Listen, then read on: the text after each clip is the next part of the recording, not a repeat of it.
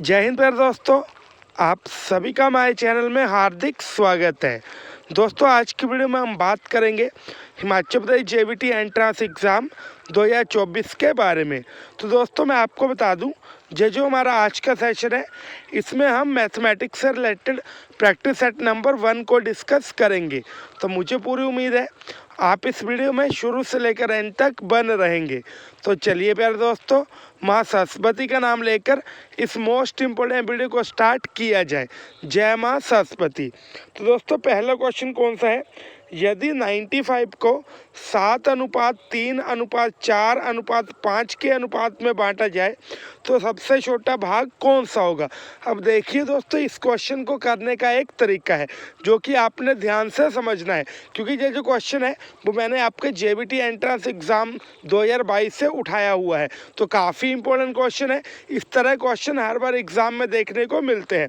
अब देखिए दोस्तों, यहाँ पे क्या लिखा हुआ है? 95। ठीक है, हमारे पास यहाँ पे जो मेन नंबर है वो दिए गए हैं 95 और इनकी रेशो दी गई है 7:3, आगे है 4:5। तो सबसे पहले हमने क्या करना है, जो रेशो दी गई है इनका जोड़ करना है। 7+3 कितने हो गए? 10। 10+4 कितने हो गए? 14। 14+5 कितने हो गए? 19। ठीक है, जो हमारी रेशो है ये कितनी हो गई? टोटल 19। अब देखेंगे यहाँ पे आपने एक ट्रिक को समझना है, जो मेन ट्रिक है वो भी आएगा। सबसे पहले हमने लिख लेना 95, लिख लिया हमने 95, जो मेन नंबर है वो हमने लिख लिया। अब यहाँ पे क्या पूछा गया? सबसे छोटा भाग।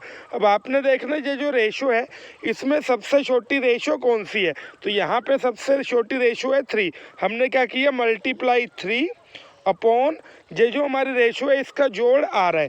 जो रेशो है इसका जोड़ कितना आ रहा है? 19। ठीक है, इस तरह से हमने इसको सोल्व कर लिया। ठीक है, अभी हमारे पास क्या है? 95 मल्टीप्लाई बाई 3 और यहाँ पे कितना आ रहा है? 19। अगर हम इसको सोल्व करेंगे तो यहाँ पे 19 5 ज़ा कितना आएगा हमारा? 95। क्या आएगा? 19 5 ज़ा 95। अभी देखेंगे हमारे पास क्या बचा? 5 multiply by 3 is equal to 15। तो यहाँ पे सबसे छोटा भाग कौन सा है? 15। अगर पूछा गया होता सबसे बड़ा भाग कौन सा है, तब आपने कैसे करना था? अब देखेंगे यहाँ पे सबसे बड़ी रेशो कौन सी है? 7। तब हमने करना था 95 मल्टीप्लाई बाई 7 डिवाइडेड बाई 19। ठीक है, इस तरह से हमने करना था ना, क्योंकि यहाँ पे सबसे बड़ी रेशो कितनी है? 7। और अगर हमने सबसे बड़ा भाग निकालना होता तब हमने इसको इसी तरह से सोल्व करना है। तो यहाँ पे क्या आना था हमारा? 5। तब यहाँ पे सबसे बड़ा भाग कौन सा आना था? 5 मल्टीप्लाई बाई 7 35। तो मुझे उम्मीद है आपको जो दोनों चीज़ें हैं वो क्लियर हो गई होंगी। अगर क्लियर हो गई हैं तो आपने यहाँ पे हमारी जो वीडियो है इसको ज़रूर लाइक करना है। अगले क्वेश्चन की तरफ बढ़ेंगे। ये वाला क्वेश्चन भी काफ़ी इंपॉर्टेंट है, जेबीटी एंट्रेंस एग्जाम में पहले भी पूछा जा चुका है।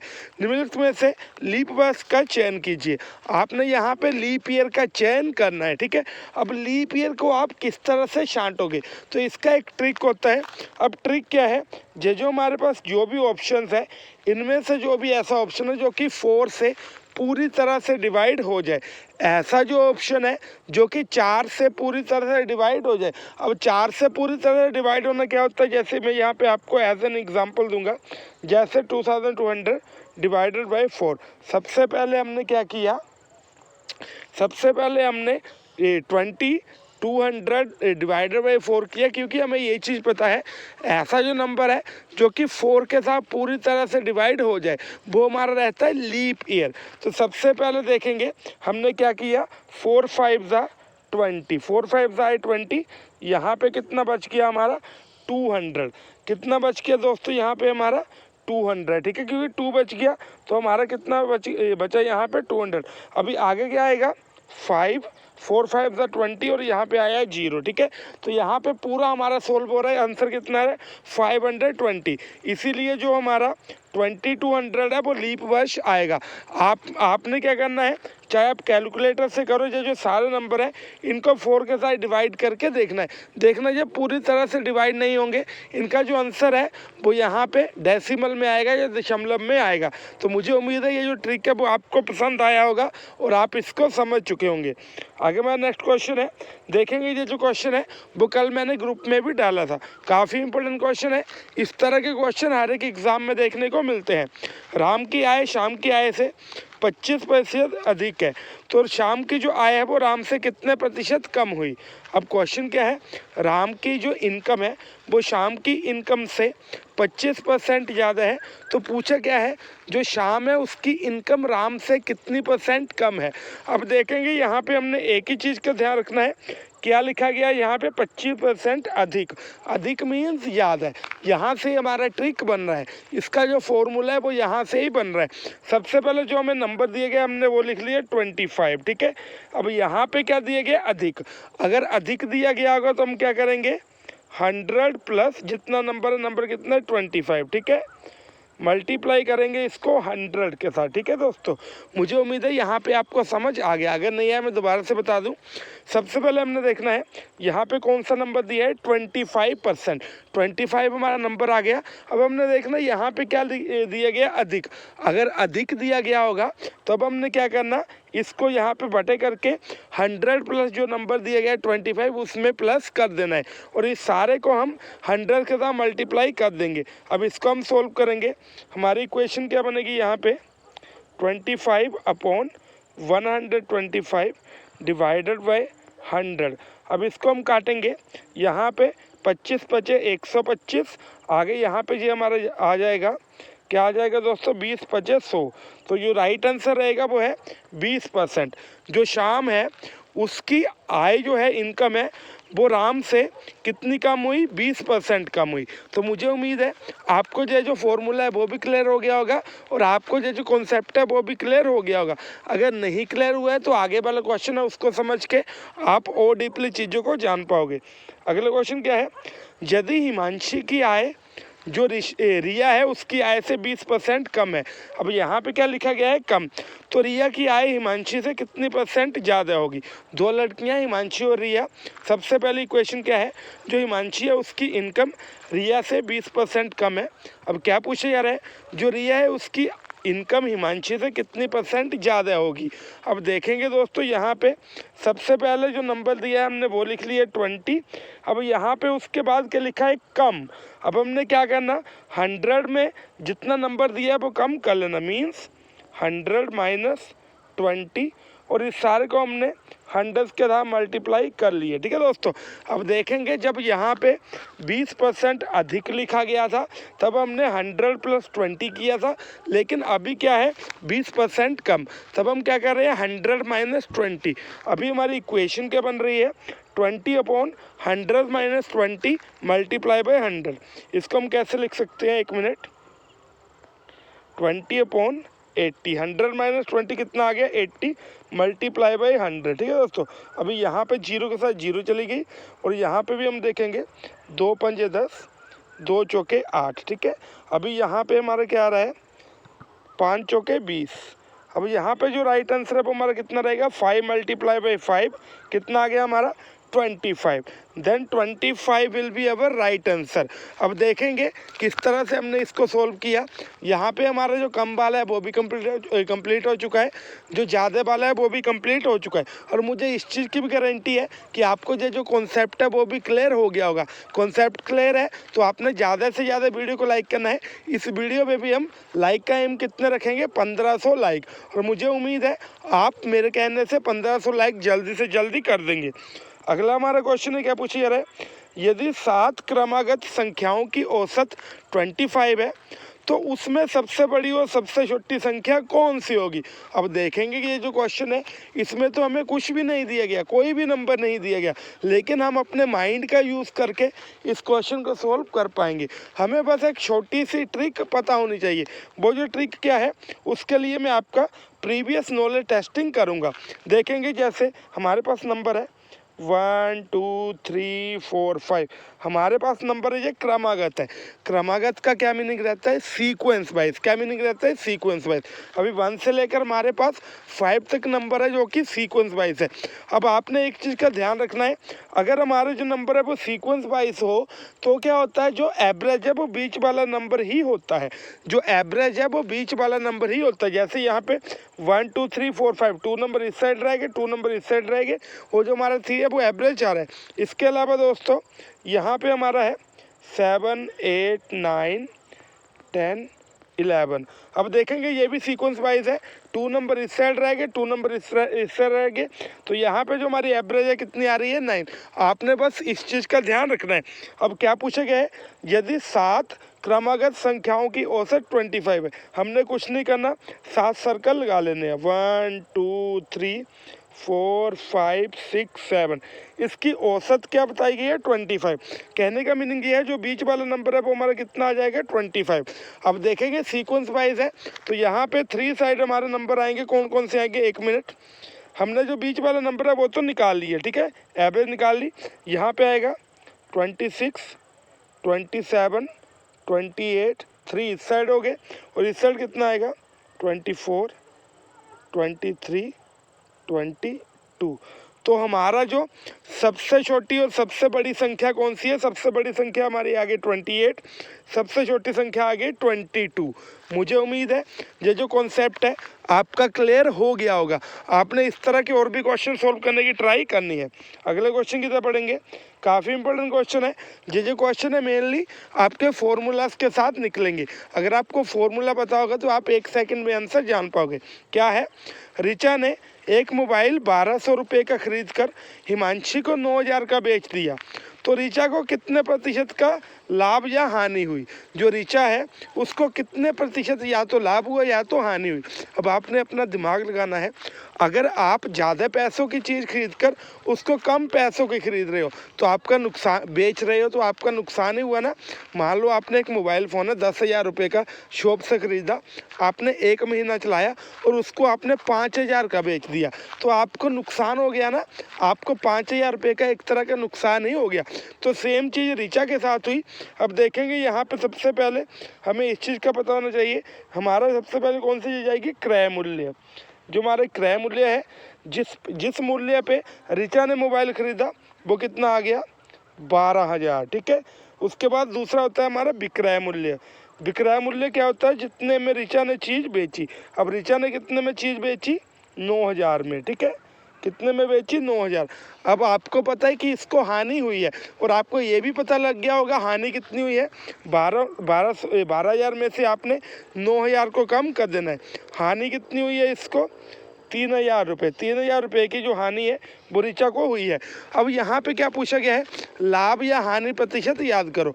अब यहाँ पे अगर हानि हुई है तब हमने हानि प्रतिशत ज्ञात करना है। कैसे करेंगे? फॉर्मूला क्या रहेगा? सबसे पहले हानि कितनी हुई है हमारी? 3,000 अपॉन क्रय मूल्य, हानि अपॉन क्रय मूल्य। अगर लाभ हुआ होता तब भी यही सूत्र रहना था, लेकिन तब क्या होना था? यहाँ पे हानि की जगह लाभ आ जाना था। लाभ गुना क्रय मूल्य लाभ बटे क्रय मूल्य गुणा 100। ये हमारा बन गया फॉर्मूला। क्या बन गया? यहाँ पे लाभ बटे क्रय मूल्य गुणा 100। अगर हमें लाभ हुआ होता लेकिन अभी हमें हानि हुई है तो हमारा क्या बन गया? हानि बटे क्रय मूल्य गुणा 100। अभी देखेंगे हमारा क्रय मूल्य कितना है? 12,000। अब इसको हम नंबर्स में कन्वर्ट करेंगे। कैसे? हानि कितनी हुई है? 3,000 बटे 12,000। इस सारे को हम कर देंगे 100 के साथ मल्टीप्लाई, ठीक है दोस्तों। अब देखेंगे 3 चौके 12, तो ये तो सारा चल गया 4 के साथ। अभी यहाँ पे हमारा कितना आ रहा है? 100 और 4, तो 25 चौके 100, ये हमारा आ गया 25, ठीक है दोस्तों। मुझे उम्मीद है आपको यहाँ तक क्लियर हो गया। अब ये जो रिचा है इसको क्या हुआ? 25% हानि। तो मुझे उम्मीद है ये वाली चीज़ भी आपको क्लियर हो गई होगी। अभी नेक्स्ट क्वेश्चन की तरफ पढ़ेंगे। क्या पूछा जा रहा है? 3 छात्रों की औसत आयु 15 वर्ष है और उनकी आयु 2:3:4 के अनुपात में है, तो सबसे बड़े छात्र की आयु कितनी होगी? अब ये जो क्वेश्चन है काफ़ी इंपॉर्टेंट है, कई बार एग्जामिनेशन में पूछा गया है। आपने इस क्वेश्चन को ध्यान से समझना है। क्या चीज़ पूछी गई है? 3 छात्रों की जो औसत आयु है, आयु का औसत है वो कितना है 15। तो यहाँ पे हमें पता लग गया कि जो 3 छात्र हैं उनकी आयु का औसत हो गया 15। अब हमने टोटल एज करनी है।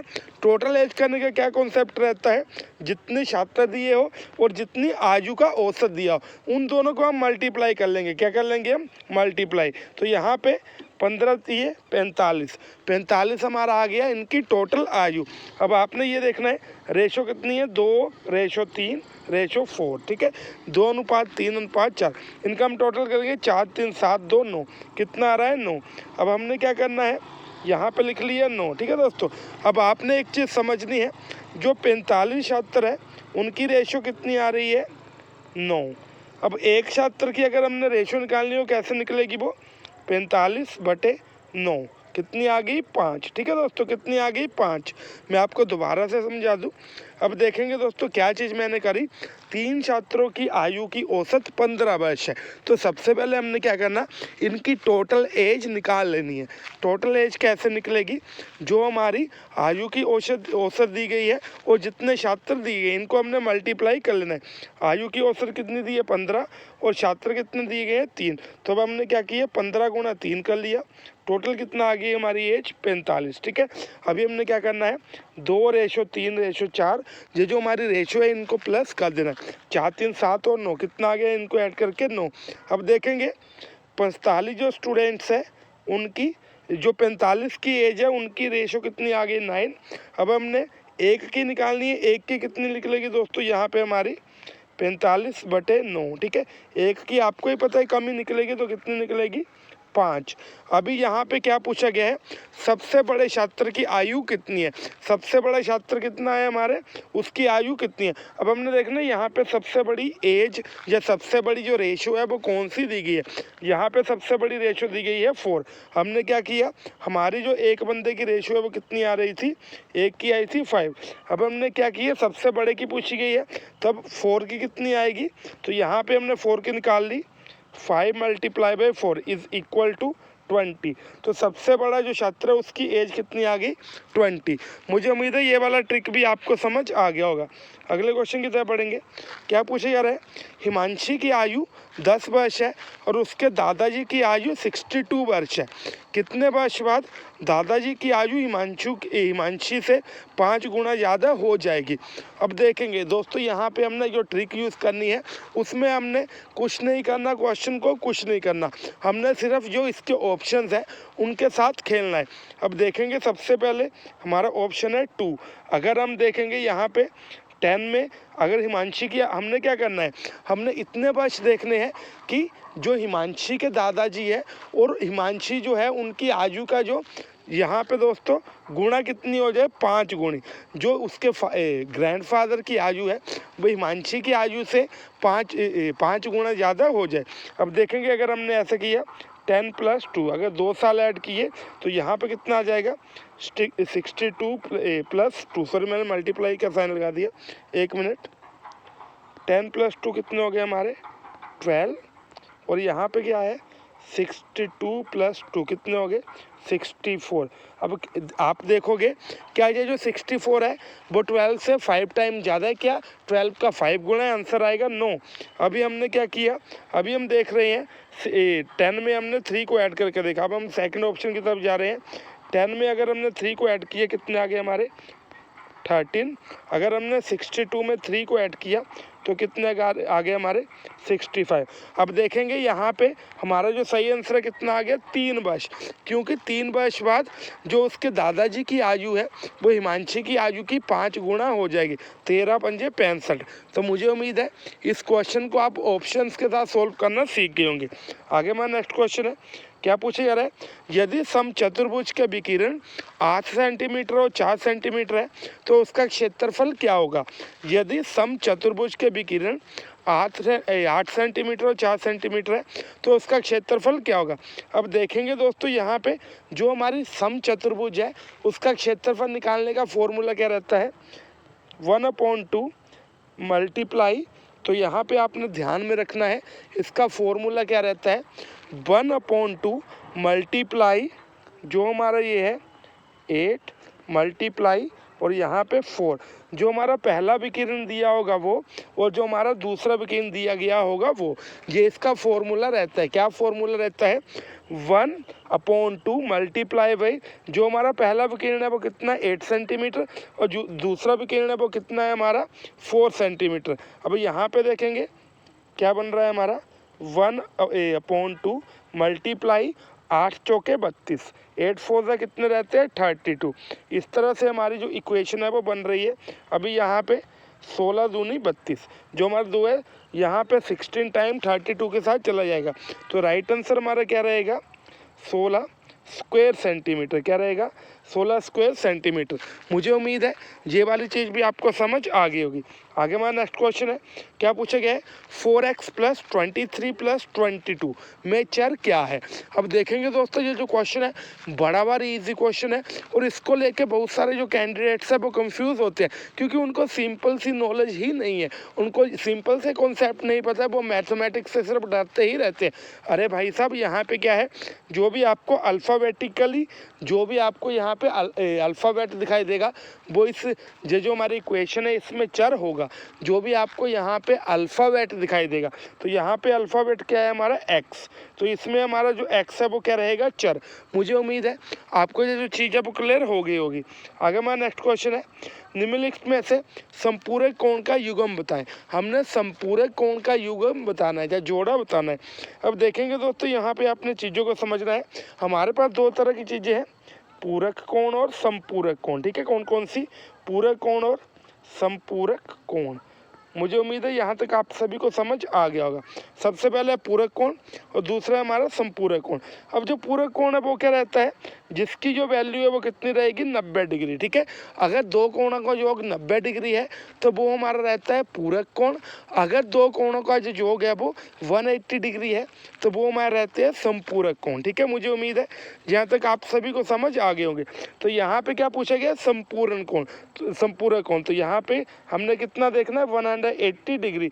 हमने देखना है इनमें से कौन से ऐसे दो कोण हैं जिनको ऐड करके 180 डिग्री आ रहा है। तो यहाँ पे सिंपल है 100 डिग्री + 80 डिग्री कितना आ रहा है 180 डिग्री।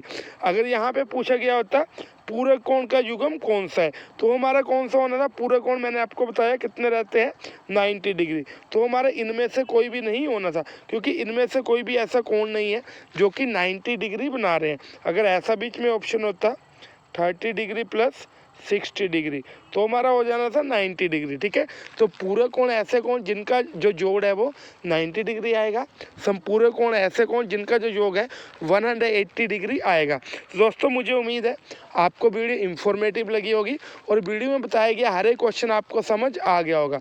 तो दोस्तों मिलते हैं किसी अगली वीडियो में, तब तक के लिए थैंक यू। और आपने इस वीडियो को ज़्यादा से ज़्यादा लाइक करना है, शेयर करना है, चैनल को ज़्यादा से ज़्यादा सब्सक्राइब करना है। तो दोस्तों थैंक यू, जय हिंद, जय भारत, जय हिमाचल।